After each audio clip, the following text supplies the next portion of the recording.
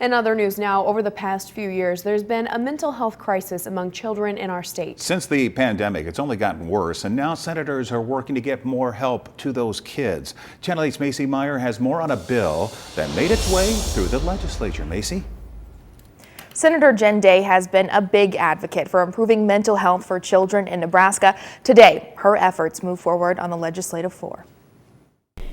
We were experiencing a youth mental health crisis prior to COVID, but we know the pandemic has greatly exacerbated this issue. These are difficult times for our students. It's been no secret there has been a mental health crisis in the state of Nebraska over the past few years. With the issue getting worse since the pandemic, Senator Jen Day introduced a bill that would facilitate a stronger connection between schools and community providers in order for students to have better access to mental health care across the state. On Monday, the bill passed to the enrollment and review phase. LB 852 is advanced to be in our initial. Mr. Clerk, next item. It would essentially require every school building in the state to have at least one designated point of contact for mental behavior health care for parents and students. While some schools already have this point, Senator Day wanted to make sure those rural areas got help as well. But there are some schools that do not.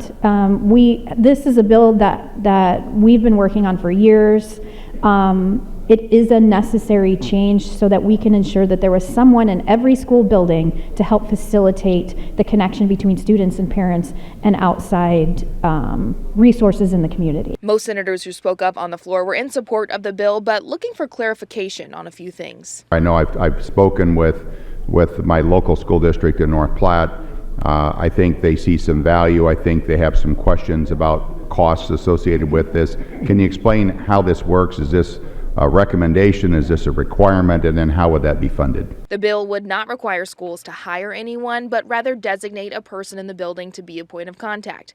The goal is to facilitate a connection between students, parents, and resources within the community. The bill passed on the floor today, but we'll need to go through 3 more rounds before it makes it to the governor's desk. All right, thank you, Macy. And be sure to keep us updated so we can keep our viewers abreast of what's going on down there.